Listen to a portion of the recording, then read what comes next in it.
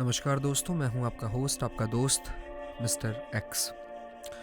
संध्या पहर चैनल पे आपका दोबारा से स्वागत है। दोस्तों, आज की कहानी है मुंबई के एक चौल के बारे में जिसका नाम आपने सुना होगा, डिसूजा चौल।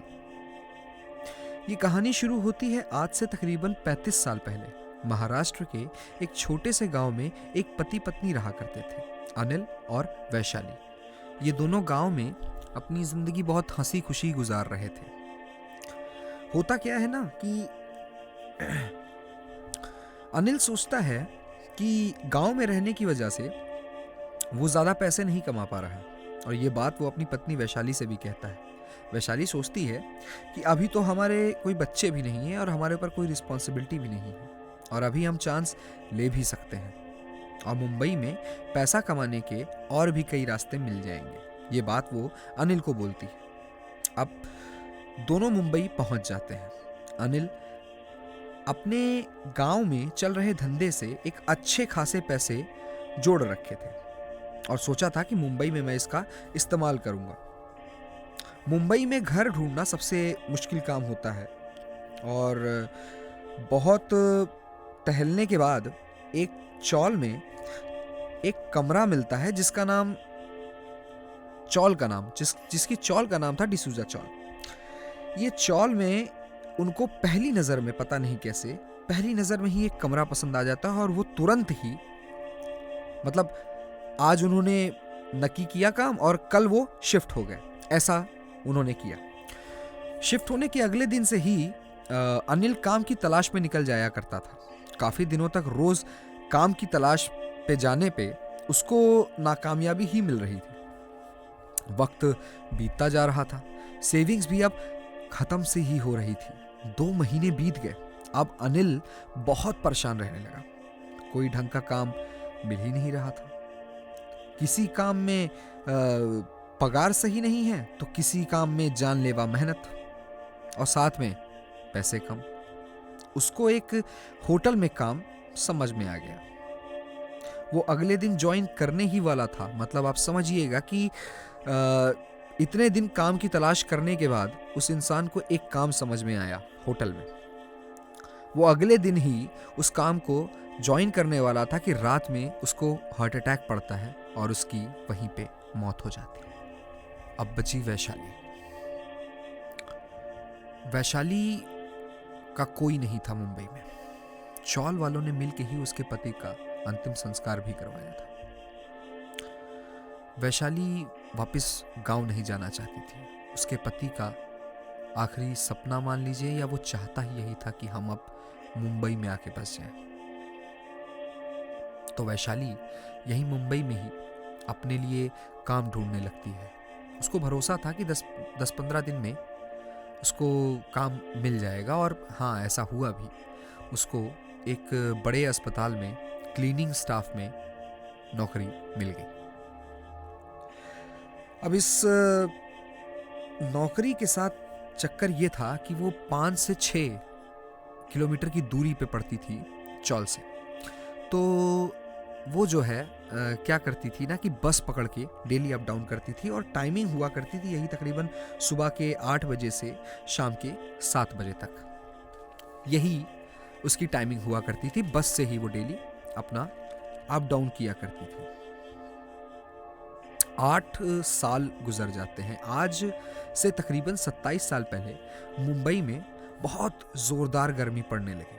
पूरी एकदम पानी की किल्लत मच गई, और बहुत ज़्यादा, मतलब ऐसा था कि हर जगह पानी मिल ही नहीं रहा था। और कहा जाए कि वैशाली की जो चौल हुआ करती थी, यानी डिसूजा चौल, यहाँ पे भी पानी जो था ना वो मिल नहीं पा रहा था। चौल में लोग बहुत परेशान थे भाई। वो सब मिलकर चौल के मालिक के पास जाते हैं और जाकर बोलते हैं कि कुछ तो भाई इंतज़ाम कीजिए, ऐसे तो मरण हो जाएगी ज़िंदगी। चाहे तो एक कुआं ही खुदवा दीजिए। चौल का मालिक भी बड़ा समझदार इंसान था, और बहुत गंभीरता से उसने बात को लिया और बोला कि हाँ ठीक है, मैं सरकारी लोगों से बात करता हूँ और कुआं खोदने का इंतज़ाम करवाता हूँ। बस 3 ही दिन हुए थे कि चौल के अंदर कुआं खोदने का काम जो था वो चालू हो चुका था। अच्छा, होता क्या है ना कि जब कुएं का काम खत्म करके लोग जाने लगते हैं तो उनमें से जो चौल वाले लोग होते हैं वो देखते हैं कि कुएं के आसपास तो कोई बाउंड्री नहीं बनी है। तो वो बोलते हैं, भाई जो लेबर्स रहते हैं जो कि काम कर रहे होते हैं उनसे बोलते हैं कि आप एक काम करिए, आप इसको बना के तब जाइए। तो बोलते हैं ठीक है, आप जाके मालिक से बात करिए और हम इस बारे में अभी कुछ नहीं जानते हैं। अच्छा ठीक है, ये चौल वाले सारे लोग ना ये जाते हैं, चौल वाले सारे लोग जाके मालिक से, यानी कि चौल का जो मालिक था उससे जाके बात करते हैं। तो कहता है देखो यार, मैंने आपकी बात समझी ना कि मतलब आपको ज़रूरत थी और मैंने ये काम करवा दिया। अब मेरी अपनी भी कुछ मजबूरियां हैं, थोड़े दिन इंतज़ार करिए, 1-2 महीने में मैं ये भी करवा दूंगा।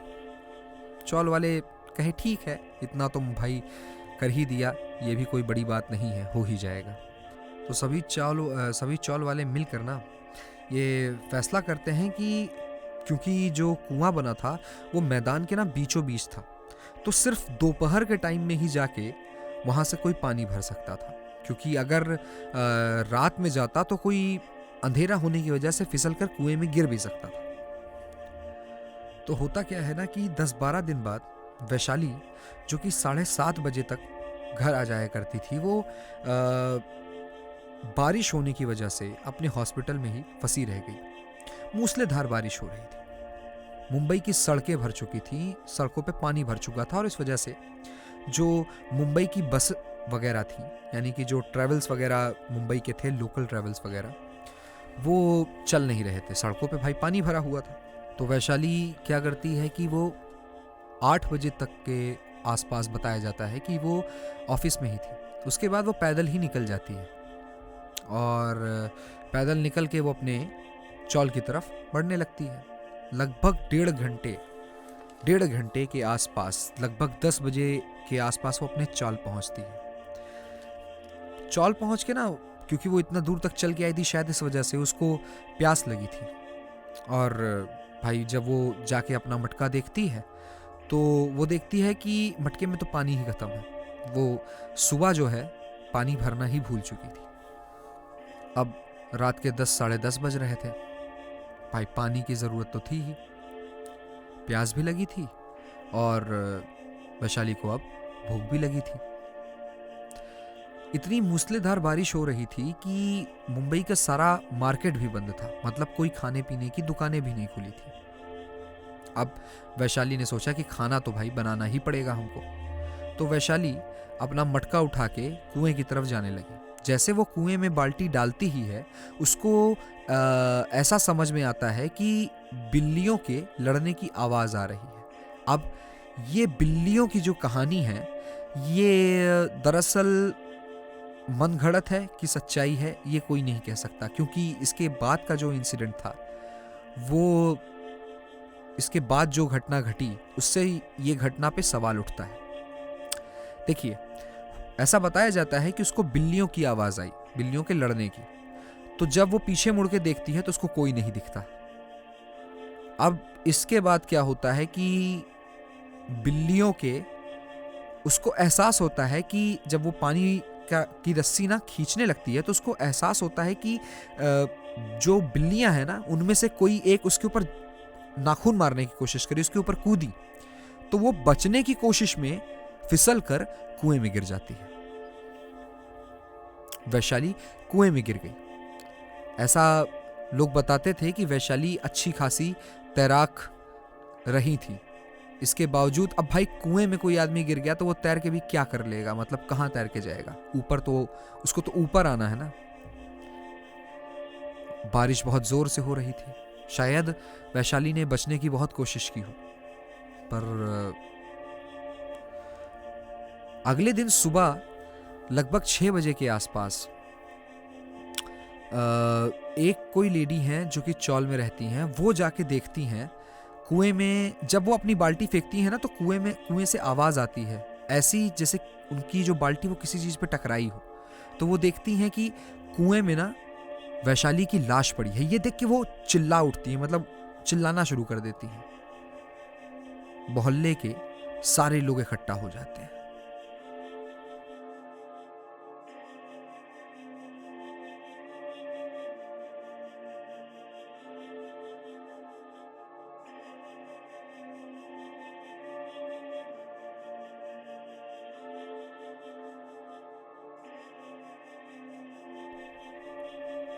खैर अब सब चौल वालों ने मिलके ही वैशाली का अंतिम संस्कार भी किया। सब ऐसे माहौल में डूबे हुए थे कि मतलब एक गमगीन माहौल था पूरे चौल के अंदर। किसी ने भी नहीं सोचा था कि ऐसा कुछ घटना भी है या ऐसा कुछ घट सकता भी है। अगले दिन रात में एक टैक्सी ड्राइवर जो कि मुंबई में उसी चौल में डिसूजा चौल में ही रहा करते थे, उनका नाम था दत्ता मोहित, जिनकी उम्र तकरीबन 36-37 साल की थी। वो खुद की ही टैक्सी अपनी चलाया करते थे और वो चौल में अपनी टैक्सी आके लगा ही रहे थे। अपने चौल के बगल में वो टैक्सी पार्क कर रहे थे। तो होता क्या है ना कि वो अपनी डिग्गी को बंद कर रहे थे। तो वो बाहर निकलते हैं तो उस दिन भी खैर बहुत तेज बारिश हो रही थी। उसी दिन की तरह, उस दिन से थोड़ा कम, मतलब जिस दिन वैशाली की डेथ हुई उस दिन की तरह तेज नहीं, लेकिन फिर भी बहुत तेज बारिश हो रही थी उस दिन भी, अगले दिन। तो ये क्या है ना, ये अपनी डिग्गी को जो है वो बंद कर रहे थे। तो अचानक से बिजली चमकती है। उनका ध्यान उस कुएं की तरफ पड़ता है, क्योंकि देखिए वो चौल के बीचों बीच था। तो उनका ध्यान पड़ता है बिजली पे। उनको कुछ अजीब सा महसूस होता है, मतलब कुछ वियर्ड सा फील होता है। उसके बाद क्या होता है ना कि वो दोबारा से अपना डिग्गी विग्गी बंद करके जाने ही लगते हैं। तो फिर से बिजली कड़कती है। इस बार बिजली कड़कती है तो फिर से उसका ध्यान, मतलब उनका ध्यान जो है फिर से उसी कुएं की तरफ जाता है। इस बार भी उनको कोई नहीं दिखा। वो एक कदम जैसे आगे उन्होंने बढ़ाया ना, जैसे ही एक कदम उन्होंने आगे बढ़ाया, उनकी जो आंखें थी वो साइड में, उन्होंने हल्का सा देखा कोई खड़ा हुआ है। जैसे ही वो पलट के देखे, उनको दिखा वैशाली। सामने, कुएं के सामने वैशाली खड़ी हुई थी। ये देखकर वो जोर से चिल्लाए वैशाली, और चिल्ला के वो वहीं बेहोश होके गिर गए। अब देखिए, आज के दिन भी बारिश इतना जोर से हो रही थी कि चौल वाले जो लोग थे वो भी, चौल वाले लोग भी इस बार भी वो इनका चिल्लाना नहीं सुन पाए। दत्ता मोहित जी चिल्ला रहे थे और वो चौल वाले लोग सुन नहीं पाए। तो कहा जा सकता है कि हाँ, वैशाली के साथ भी कुछ ऐसा हुआ होगा। खैर, अब होता क्या है कि दत्ता मोहित की जो पत्नी है वो गेट से बाहर निकल के देखती हैं कि यार टैक्सी तो खड़ी हुई है, ये कहाँ गए। जैसे ही वो दरवाज़ा खोल के वो आगे बढ़ती हैं तो वो देखती हैं टैक्सी के ही जस्ट पीछे, मतलब टैक्सी के डिग्गी के पीछे ही उनको दिखता है कि कोई नीचे पड़ा हुआ है। जैसे वो जाके देखती हैं तो वो भी भाई चौंक जाती हैं और चिल्लाना शुरू कर देती हैं। दत्ता मोहित गिरे पड़े थे, मतलब उनके हस्बैंड जो थे वो टैक्सी की डिग्गी के पीछे जो है वो गिरे पड़े थे। सब मिलके चौल वाले इकट्ठा होते हैं, वो आवाज़ करती हैं तो सब इकट्ठा हो जाते हैं चौल वाले, और मिलके उनको भाई बैठाते हैं और होश में लाने की कोशिश होती है। कुछ वक्त बाद वो होश में आते हैं। घंटों भर वो पड़े हुए थे। होश में आने के बाद वो बताते हैं कि ऐसा ऐसा उन्होंने देखा, उन्होंने वैशाली को देखा। तो सबको ऐसा लगता है, सारे चौल वालों को ऐसा लगता है कि भाई अभी कल ही डेथ हुई है और इनको जो है वहम हो गया।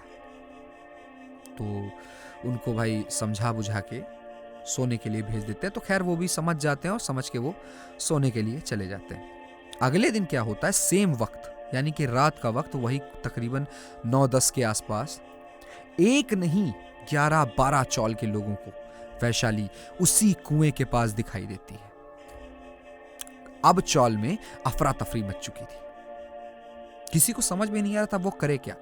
कोई भी बगल से गुजर रहा था 9-10 के आसपास, उसको झटके से कहीं ना कहीं पे वैशाली खड़ी वहीं पे दिख जाती थी, सेम कपड़ों में, उसी कपड़ों में जिस कपड़ों में वो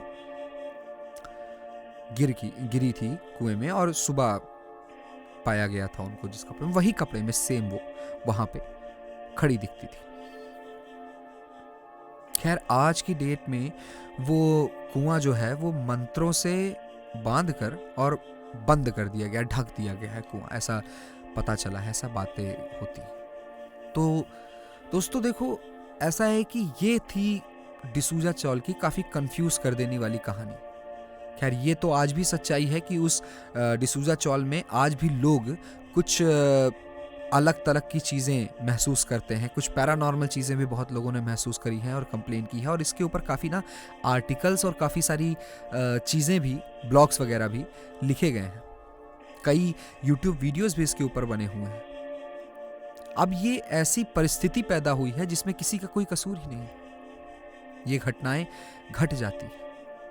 आज की डेट में वो कुआं ढका हुआ है, लेकिन फिर भी उस चौल में ऐसी बहुत सारी चीज़ें होती हैं जिसका कोई जवाब नहीं। इस चीज़ों के ऊपर ना काफ़ी ज़्यादा ब्लॉग्स और आर्टिकल्स भी लिखे गए हैं, और कई बार कई यूट्यूब चैनल्स ने भी इन चीज़ों को कवर अप किया है। तो दोस्तों, ये थी कहानी डिसूजा चौल मुंबई की। आशा करते हैं कि आपको हमारी कहानी पसंद आई होगी। संध्या पहर चैनल में आने के लिए आपका धन्यवाद। आपका दिन शुभ।